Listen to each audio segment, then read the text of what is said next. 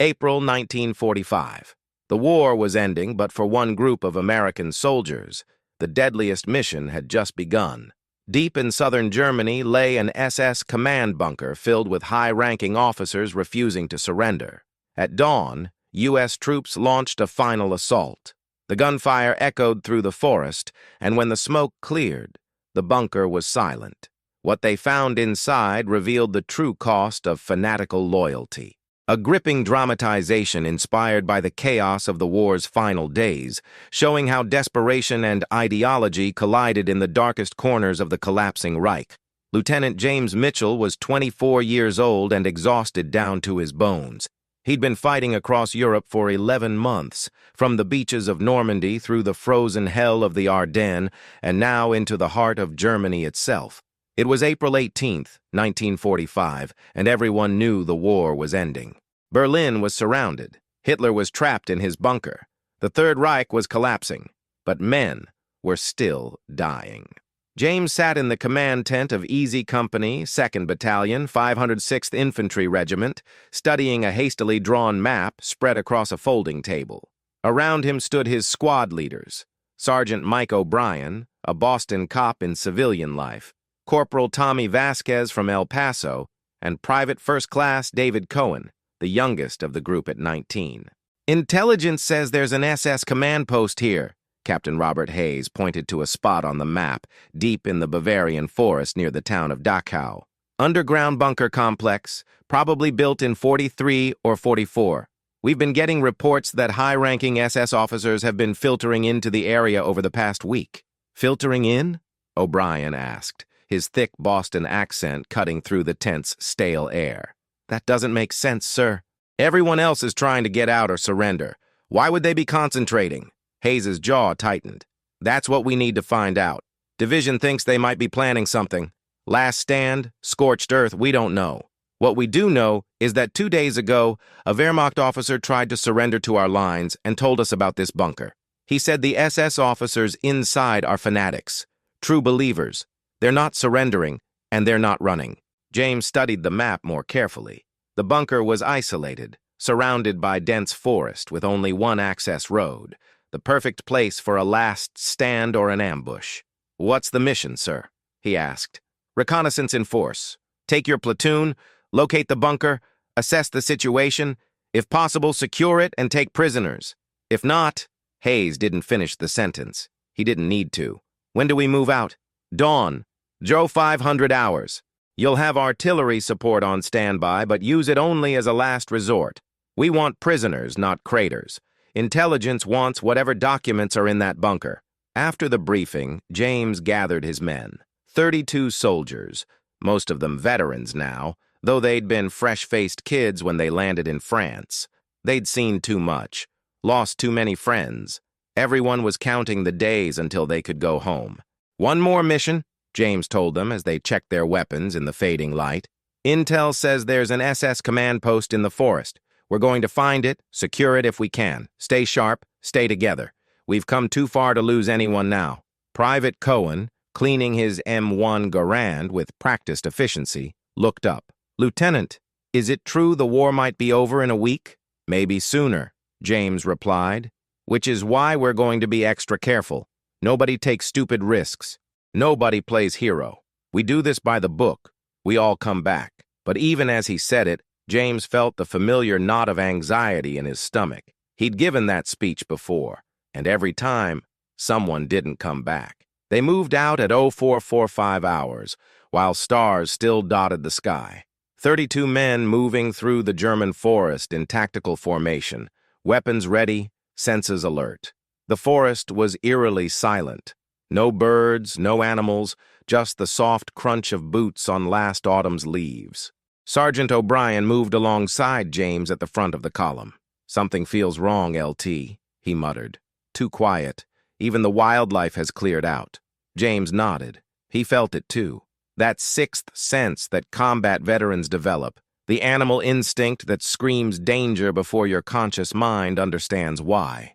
They'd been moving for 90 minutes when Corporal Vasquez, on point, raised his fist, the signal to halt. James moved forward carefully, and Vasquez pointed ahead through the trees. There, barely visible in the early morning light, was a concrete structure built into the side of a hill. Camouflaged with branches and netting, it would have been completely invisible from the air. A heavy steel door marked the entrance, and James could see firing slits along the bunker's face. "That's it," James whispered. "Get the radio. Tell Captain Hayes we've located the target." While the radio man called in their position, James studied the bunker through his binoculars. No movement visible, no guards outside, but smoke rising from a concealed ventilation shaft told him the bunker was occupied. "Could be abandoned," O'Brien suggested hopefully. "With fires burning inside?" "No, they're in there." James made his decision. "Vasquez, take 3rd Squad and circle around to the back. See if there's another entrance. O'Brien, position 1st Squad with a clear line of fire on that door. 2nd Squad with me. We're going to try to talk them out." "Talk them out?" Cohen looked skeptical. "LT, these are SS. They don't surrender. Then we'll do it the hard way, but we try talking first." 15 minutes later, with his men in position, James moved forward with a white flag fashioned from a torn undershirt. His heart hammered in his chest. This was always the most dangerous moment. The approach, when you were completely exposed. He stopped 30 yards from the bunker entrance and called out in his limited German, "Hören Sie, wir sind amerikanische Soldaten. Der Krieg ist vorbei. Ergeben Sie sich." "Listen, we are American soldiers. The war is over. Surrender." Silence. Then, a voice from inside, speaking English with a cultured accent that surprised James. "The war is not over, American. It will never be over. The Reich will rise again." James tried again. "Your Führer is trapped in Berlin. Your armies are defeated. There is no shame in surrendering now. You can go home to your families." A different voice this time, younger, more fanatical. "We have no families. We have only the Reich. You cannot defeat an idea, American." O'Brien's voice crackled in James's radio headset. "LT, we've got movement at the firing slits. I think they're bringing up weapons." James backed away slowly, keeping the white flag raised. "This is your last chance. Surrender and you will be treated according to—" The shot came without warning. The bullet snapped past James's ear, close enough that he felt the displacement of air. He dropped flat and scrambled behind a thick oak tree as more shots rang out. "Return fire!" O'Brien shouted, and the forest erupted with the sound of M1 Garands and bars. Bullets sparked off the concrete bunker, but the structure was solid. The firing slits were too narrow for effective counterfire. James keyed his radio. "Vasquez, report! No back entrance, LT. This thing is sealed up tight except for that main door and some ventilation shafts too small to use." James cursed. A frontal assault on a fortified bunker was suicide. They could call in artillery, but that would destroy whatever intelligence was inside, and possibly kill prisoners or slaves that might be held there. "Hold fire," James ordered. The shooting tapered off, leaving an echoing silence. For the next 2 hours, they maintained a standoff. James tried negotiating twice more, but received only propaganda speeches and occasional gunfire in response. The sun climbed higher, and the temperature rose. James knew they couldn't stay pinned here forever. At 09:30 hours, his radio crackled. "Captain Hayes. Mitchell, what's your situation? We have the bunker surrounded, but they're not surrendering and we can't get inside without significant casualties. Artillery is standing by on your call." James looked at the bunker, thinking about the men inside. Fanatics, yes, probably war criminals, but also human beings. Some of them maybe just scared kids in the wrong uniform following orders they didn't dare refuse. "Wait one, sir. I have an idea." James called over Private First Class Eddie Morrison, their demolitions expert. "Can you get close enough to blow that door?" Morrison studied the bunker carefully. Maybe, but it'd have to be a shaped charge placed directly against the door. I'd be exposed for at least 30 seconds while I set it. That's a long time under fire. What if we use smoke? Morrison's eyes lit up. Smoke and covering fire. Yeah, that could work. They spent 20 minutes preparing. James positioned his best marksman with clear lines of sight to the firing slits. He had smoke grenades ready. And Morrison prepared his explosive charges with the careful precision of someone who knew that one mistake would be his last. "On my mark," James said. "Smoke out in 3, 2, 1, Mark! 4 smoke grenades arced through the air, landing between the American position and the bunker. Within seconds, a thick white cloud obscured the bunker entrance. Covering fire! Every weapon opened up simultaneously, a thunderous barrage aimed at the firing slits. Under that cover, Morrison sprinted through the smoke, the heavy satchel of explosives bouncing against his back. James counted the seconds. 20, 25, 30. Morrison emerged from the smoke, running flat out. Bullets kicked up dirt around his feet, but he made it back to cover, diving behind a fallen log. Charge is set. 60-second fuse. Everyone take cover, James counted down in his head. At 10 seconds, he pressed his hands over his ears and opened his mouth to equalize pressure. The explosion was tremendous. A fountain of dirt and concrete chunks erupted from the bunker entrance, and the shock wave rippled through the forest, shaking leaves from trees. Before the dust settled, James was up and moving. First and second squads with me. Third squad, cover our advance. They rushed the bunker in a tactical formation they'd practiced 100 times. James was first through the shattered doorway, his carbine raised, finger on the trigger. The interior was chaos.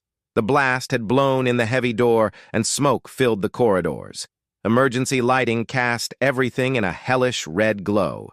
James could hear coughing, shouting in German, the sound of men scrambling in the darkness. "Clear left," O'Brien called out, checking a side room. "Clear right," Vasquez responded. They moved deeper into the bunker, clearing rooms methodically. Most were empty. Barracks, storage, a radio room with equipment still warm. And then they reached the command center. The door was partially open. James kicked it fully open and swept the room with his carbine. 5 SS officers stood around a large table covered with maps and documents. They were in full uniform, medals gleaming even in the dim light. The oldest was maybe 50, gray-haired and hard-eyed. The youngest couldn't have been more than 22. All 5 had their hands raised, but their expressions showed no fear, no surrender, only defiance. "Hands on your heads, on your knees," James ordered. The older officer spoke, that same cultured English James had heard earlier. "We are officers of the Schutzstaffel. We do not kneel." "You'll kneel or you'll die," O'Brien growled, his rifle trained on the German's chest. For a long moment, no one moved. Then slowly, maintaining eye contact with James the entire time, the older officer sank to his knees. The others followed his example. "Search them, secure the documents." As his men moved to pat down the prisoners, James looked around the command center more carefully. The walls were covered with maps showing defensive positions that no longer existed, troop movements that would never happen. A portrait of Hitler hung prominently, the Führer's eyes seeming to stare accusingly at everyone in the room. But what caught James's attention was a locked metal case on the table, secured with a chain to the older officer's wrist. "What's in the case?" James demanded. The officer smiled coldly. "Wouldn't you like to know, American?" O'Brien stepped forward and, without ceremony, smashed the butt of his rifle into the lock. The case sprang open, revealing stacks of documents, photographs, and what looked like personnel files. James began rifling through them, his German good enough to understand the gist. These were records of concentration camps, lists of prisoners, orders for executions, evidence of atrocities that would one day be used in trials. "Jesus Christ," James whispered, his hands shaking as he looked at photograph after photograph of horrors he couldn't quite process. "You see," the older officer said, "now you understand. This is what we were protecting, the truth of what we did, because we believed. We believed in something greater than ourselves." James looked at him, this man in his pristine uniform with his medals and his ideology, and felt a wave of disgust so powerful he had to fight the urge to pull the trigger. "Take them out," he ordered. "All of them. Captain Hayes will want to see what we found." As they marched the prisoners out of the bunker, James took one last look at the command center. This room, this bunker, represented something he struggled to comprehend. How normal men could become monsters in service of an idea. How they could do unspeakable things and still see themselves as heroes of a righteous cause. The documents they'd captured would help bring justice. The prisoners would face trial, but James knew that the real horror wasn't the bunker or the documents. It was the realization that ordinary human beings were capable of this, that given the right circumstances, the right propaganda, the right pressures, people could convince themselves that anything was justified. As they emerged into the daylight, James saw his men standing in a loose perimeter around the bunker. Every face showed the same mixture of relief and exhaustion. They'd accomplished the mission. They'd survived. But something had changed. You couldn't see what they'd found in that bunker and remain unchanged. Private Cohen approached James quietly. "Lieutenant, there's something else you need to see. In the back of the bunker, there's a room we didn't clear yet." James felt his stomach drop. "Show me." Chapter 2. The Hidden Chamber. James followed Cohen back into the bunker, past the shattered entrance where Morrison's charges had done their work. The smoke had mostly cleared now, but the smell of explosives still hung in the air, mixing with the mustiness of the underground complex. They descended deeper into the structure, past the rooms they'd already cleared, to a section James hadn't noticed during the assault. At the end of a narrow corridor was another door, this one steel and unmarked. "We almost missed it," Cohen explained.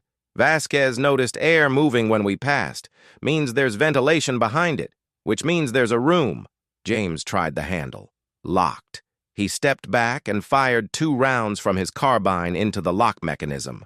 The door swung open with a metallic groan. What lay beyond stopped James in his tracks. It was a small room, perhaps 12 feet by 12 feet. But unlike the rest of the bunker's Spartan military efficiency, this room was furnished like an office. A desk, filing cabinets, even a small bookshelf. What made James's blood run cold were the walls. They were covered in photographs, hundreds of them, pinned in neat rows. But these weren't military photographs. They were pictures of people, men, women, children, civilians. Each photograph had a number written beneath it in precise handwriting. "What the hell is this?" O'Brien had followed them in, and his voice was barely a whisper. James moved closer to examine the photographs. His limited German allowed him to read some of the labels. "Vernichtet," destroyed. "Verarbeitet," processed. "Liquidiert," liquidated. These were records, a meticulous accounting of death. "These are victims," James said, his voice hollow. "These are people they killed. They documented every single one." Vasquez picked up a ledger from the desk. The pages were filled with names, numbers, dates, thousands of entries. "Mother of God," he breathed. "It's like a business record, like they were keeping track of inventory." James felt bile rise in his throat. He'd known, intellectually, about the concentration camps. There had been briefings, reports. But seeing this, the bureaucratic precision of it, the careful documentation, made it real in a way that reports never could. "Sir, there's more." Cohen pointed to the filing cabinets. "There's files on people. Some of them are marked active." James opened one of the cabinets. Inside were dozens of folders, each labeled with a name and location. He pulled one out randomly and opened it. Inside was detailed information about a family in Munich, their address, their occupations, their daily routines. At the bottom of the file, a single word stamped in red: Zeal, target. "They were planning more," O'Brien said, reading over James's shoulder. "Even now, even with the war lost, they were still planning to kill people." James felt a cold fury settle over him. He'd tried to give those men upstairs a chance to surrender honorably. He'd risked his men's lives to take them alive. And all along, they'd been sitting on this, evidence of murders committed and murders planned. "Collect everything," he ordered. "Every photograph, every file, every scrap of paper. This all goes to intelligence. And someone get Captain Hayes down here. He needs to see this." Over the next hour, they carefully documented the room. Army photographers were called in to record everything in situ before anything was moved. James stood to the side, watching his men work, feeling a weight settle over him that he knew would never fully lift. Sergeant O'Brien approached him, his face grim. "LT, the prisoners are secured topside. Captain Hayes wants to know what you want to do with them." James thought about those 5 men in their pristine uniforms, with their medals and their ideology. He thought about the photographs on the wall, each one representing a life ended, a family destroyed. They get due process, James said finally. We're not like them. They go back for trial, and they answer for everything they've done. Some of the boys are saying they should just, save the trouble of a trial. James turned to face O'Brien directly. And then we become what we're fighting against. No, they face justice the right way. That's what separates us from them. O'Brien nodded slowly. You're a better man than me, LT, because right now, I'm not sure they deserve justice. I think they deserve exactly what they gave those people in the photographs. Maybe, but we're not here to give them what they deserve. We're here to do what's right. Captain Hayes arrived 30 minutes later, accompanied by 2 intelligence officers from division headquarters. James walked them through the bunker, showing them the command center, the documents, and finally the hidden room. Hayes, a career officer who'd fought in North Africa and Italy before France, stood in the doorway of that room for a full minute without speaking. When he finally turned to James, his face was ashen. How many? He asked quietly. We haven't finished counting. Thousands. Maybe tens of thousands if these records cover multiple sites. One of the intelligence officers, a major named Richardson, was already examining the filing cabinets. This is intelligence gold, he said, his voice clinically detached. These documents will be crucial for post-war trials. Personnel lists, operational orders, evidence of systematic planning. They're not just documents, James interrupted, more sharply than he intended. They're people. Every number is a person who died. Richardson looked at him with mild surprise. Of course, Lieutenant. I didn't mean to suggest otherwise. I'm simply noting the legal value of— I know what you meant, sir. An uncomfortable silence fell. Then Hayes spoke. Mitchell, get your men out of here. You've done your job. Let the intelligence boys handle the rest. What about the prisoners? They're being transported back to division. They'll be interrogated and then sent to a prisoner of war camp pending trial. Hayes paused. You did good work here, Lieutenant. This bunker, these documents, they matter. They'll help ensure the men responsible face justice. James nodded but felt no satisfaction. Justice seemed like such a small word for what was needed. As they climbed out of the bunker into the afternoon sunlight, James's men were quiet. The adrenaline of combat had faded, replaced by a crushing weariness. They'd seen too much, learned too much. Private Cohen approached James as they assembled for the march back to their lines. Sir, can I ask you something? Go ahead. Those men in the bunker, did they really believe they were doing the right thing? Or did they know what they were and just didn't care? James considered the question. I don't know, Cohen. Maybe both. Maybe they convinced themselves that their cause justified anything. Or maybe they knew exactly what they were and embraced it. I'm not sure which is worse. Do you think there will be more like them? After the war, I mean? James looked back at the bunker, now swarming with intelligence personnel who would spend days cataloging every horror documented within. I think there will always be people who convince themselves that their ideology justifies anything, that their cause is so righteous that any atrocity is acceptable. That's not unique to these men or this war. It's a human failing. Then what's the point? If we can't stop that, what are we fighting for? James put a hand on the young soldier's shoulder. We fight so that when those people rise up, there are others willing to stand against them. We fight so that atrocities don't go unanswered. We fight because the alternative is to let evil proceed unopposed. Is that enough? It has to be, because it's all we have. The march back to their lines took 3 hours. The forest that had seemed so threatening that morning now appeared almost peaceful. Birds had returned, singing in the trees. Sunlight filtered through the canopy. Nature didn't care about human atrocities. It simply continued, indifferent to the darkness men created. When they reached their bivouac area, the rest of the company gathered around, eager for news. James gave them the basics: bunker secured, prisoners taken, valuable intelligence captured. But he left out the details. Some things were better not shared. That night, James sat in his tent, unable to sleep despite his exhaustion. He kept seeing those photographs on the wall, each face frozen in a moment before death. He kept thinking about the files marked active, the murders that had been prevented only by accident of timing. He pulled out paper and began writing a letter home to his mother in Ohio. But how could he explain what he'd seen? How could he put into words the bureaucratic evil of that hidden room, the casual documentation of mass murder? In the end, he wrote only, "We completed another mission today. Everyone came back safe. The war will be over soon. I love you, and will see you soon." Some truths were too heavy to share in a letter. 3 days later, on April 21st, James and his platoon were ordered to a location 30 miles away. Their intelligence had identified what the documents from the bunker referred to. They were to assist in the liberation of Dachau concentration camp. What they found there made the bunker's hidden room seem like a footnote. The camp held over 30,000 prisoners, living skeletons packed into barracks designed for a fraction of that number. The smell of death hung over everything. Bodies were stacked like cordwood near the crematoriums. The prisoners who could still move looked at their liberators with eyes that had seen too much suffering to feel relief. James walked through the camp in a daze, his mind unable to fully process the scale of horror. This is what those officers in the bunker had been part of. This is what they had documented so meticulously.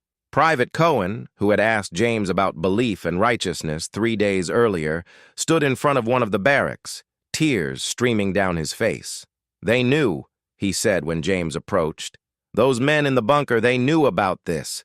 They knew, and they were planning more. Yes, I'm glad we took them alive, sir, because now they have to face this. They have to stand in a courtroom and have the world see what they did."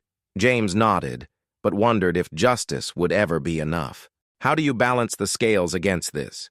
How many years in prison equaled one life taken? How many lifetimes could account for thousands? The liberation of Dachau made international news. The photographs and film footage shocked the world, and the documents from the bunker James's platoon had captured became part of the evidence used in the Nuremberg trials. The 5 SS officers they'd taken prisoner all faced trial. 3 were hanged. 1 died in prison. One, the youngest, received a lengthy sentence and was released in the 1960s, an old man still maintaining he'd only followed orders. James Mitchell mustered out of the Army in December 1945 and returned to Ohio. He married his high school sweetheart, became a teacher, raised 3 children. He spoke rarely about his war experiences and never about the bunker. But sometimes, late at night, he would wake from dreams of a red-lit room filled with photographs of the dead, and wonder if anything they'd done had been enough. If stopping one group of fanatics really mattered when human nature remained unchanged. If justice served decades later could ever truly balance the scales. He never found satisfying answers. But he continued teaching, continued trying to instill in his students the importance of standing against hatred, of questioning authority, of maintaining humanity even when others embraced cruelty. Because in the end, that's all anyone can do. Fight the darkness where you find it, and hope that others will do the same. Chapter 3. The Weight of Memory, May 7th, 1945. The war in Europe officially ended. James Mitchell sat with his platoon in a commandeered German town hall, listening to the radio broadcast of Germany's unconditional surrender. Around him, men cheered, cried, embraced. The nightmare was over. They were going home. But James felt only numbness. The celebration seemed hollow after what they'd seen, after Dachau, after the bunker, after discovering the depths of organized evil that human beings could create when given ideology and authority. Sergeant O'Brien sat next to him, a bottle of liberated German wine in hand. "We did it, LT. We won. Did we?" O'Brien looked at him with concern. "What do you mean? Of course we won. The Nazis are finished." "The Nazis are finished.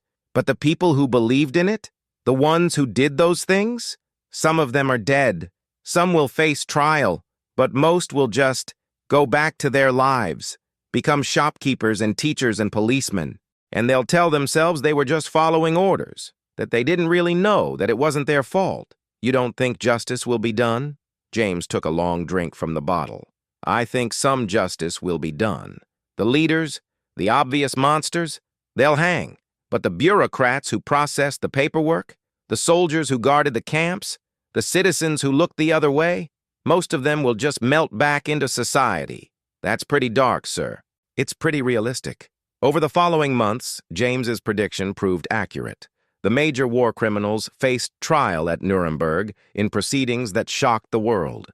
The evidence was overwhelming. Documents like those captured from the bunker, testimony from survivors, film footage of the camps. The defendants were found guilty and most were executed. But the trial of major figures barely scratched the surface. There were thousands of perpetrators, tens of thousands who had participated in or enabled the machinery of genocide. Most were never prosecuted. They returned to normal life, their crimes unpunished and often unacknowledged. James received orders to remain in Germany as part of the occupation force. His unit was stationed in Bavaria, helping to maintain order and facilitate the transition to whatever came next. It was strange living among the people they'd been fighting. Former enemies became faces he saw every day: the baker, the postman, the woman who cleaned the headquarters building. How many of them had known? How many had participated? How many had simply chosen not to see? One afternoon in July, James was reviewing files in his office when there was a knock on the door. A young German woman entered, maybe 25 years old, thin and nervous. "Excuse me, sir. I am looking for information about my father. I was told you might help." James gestured to a chair. "What's your father's name?" "Friedrich Zimmermann. He was Obersturmführer in the SS. I have not heard from him since March." James felt his stomach tighten. "Why are you looking for him now?" "Because he is my father," she said simply. "Because I need to know if he is alive or dead."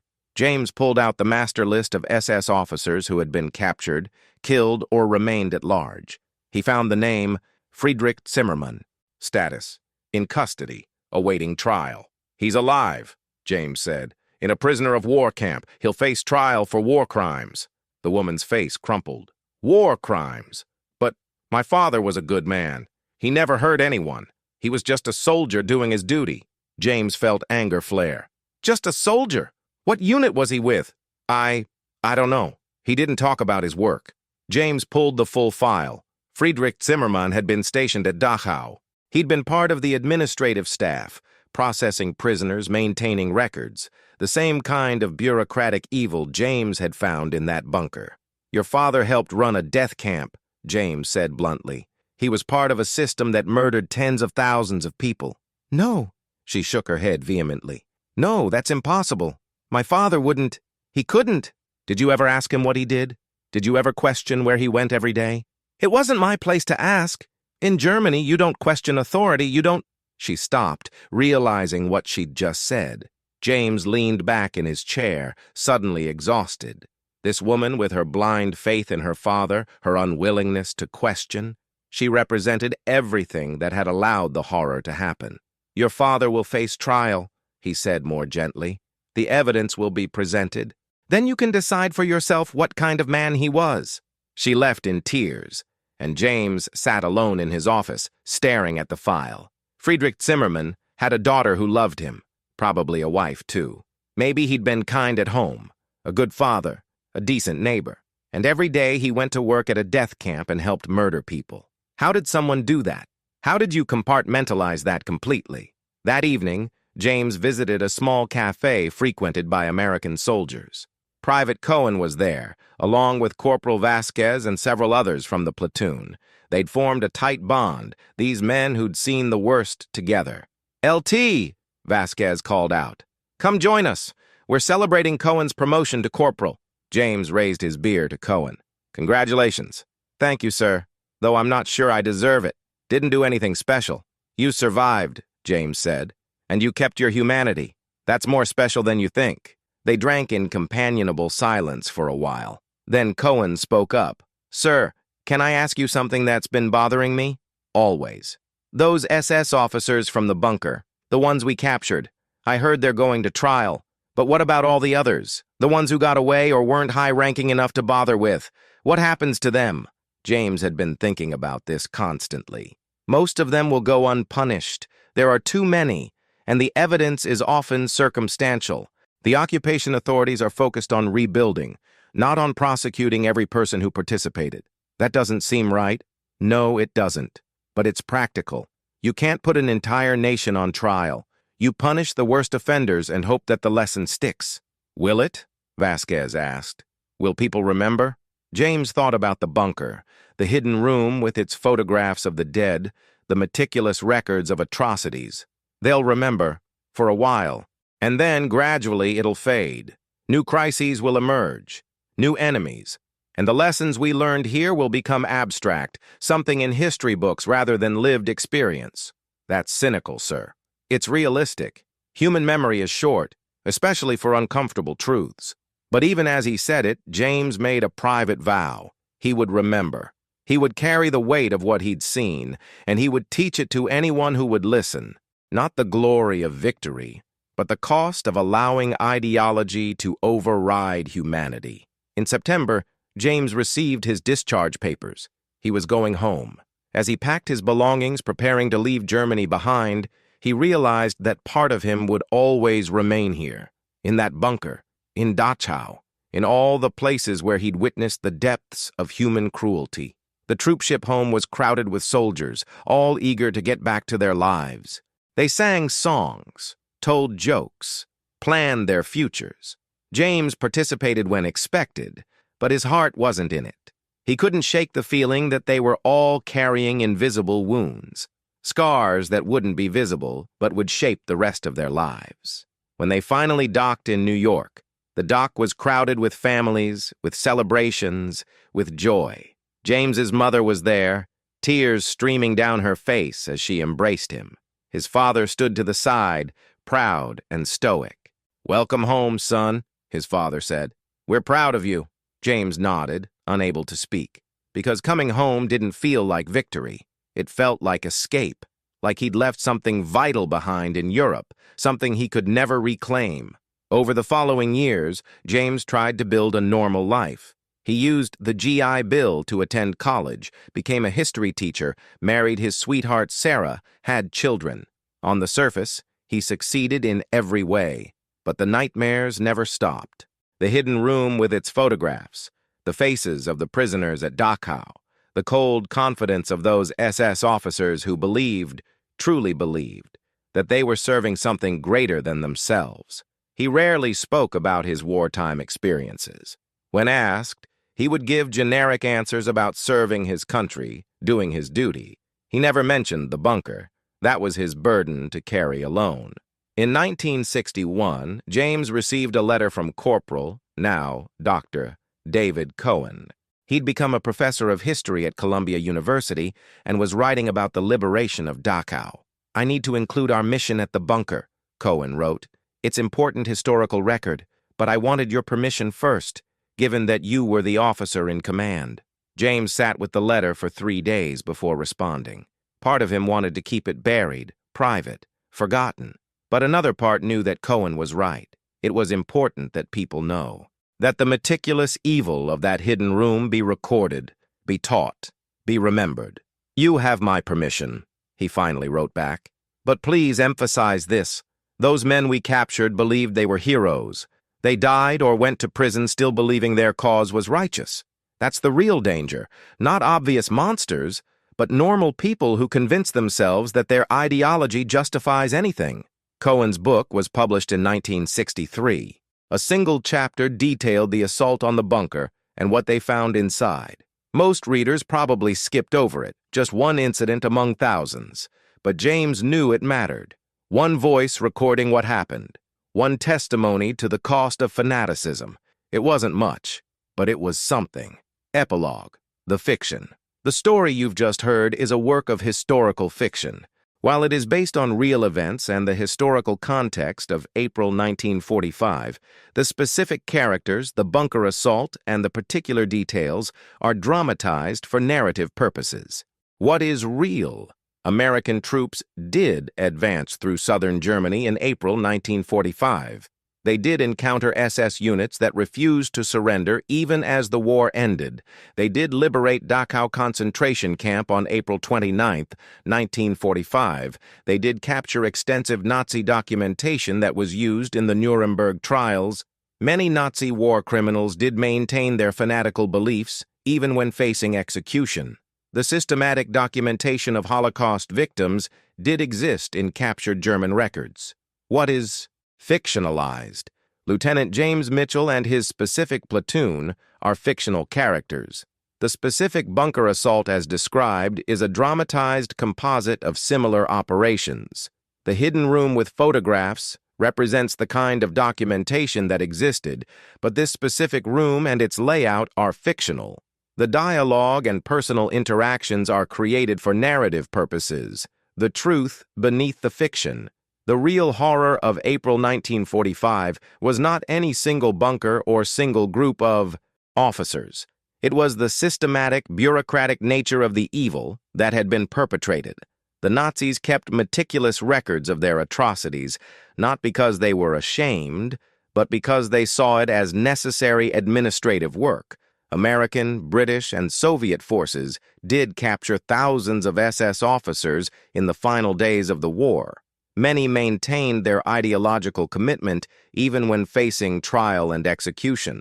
This wasn't because they were uniquely evil as individuals, but because they had become so committed to an ideology that it overrode their basic humanity. The lesson isn't about a specific bunker in 1945, it's about how normal human beings can be led to commit atrocities when ideology, authority, and dehumanization of the other combine. It's about how just following orders and serving a greater cause can be used to justify the unjustifiable. The real Lieutenant Mitchells of World War II, the soldiers who liberated the camps and captured the evidence, carried those memories for the rest of their lives. Many, like the fictional James, struggled to reconcile the evil they'd witnessed with their understanding of human nature. This story is fiction, but the truth it represents, about ideology, about authority, about the human capacity for both great evil and great courage, is very, very real. We tell these stories not to glorify war, but to remember, because the moment we forget, the moment we convince ourselves that it could never happen again, we become vulnerable to the same forces that created the horrors of 1945. Remember, question, resist fanaticism in all its forms. That is the real mission that never ends.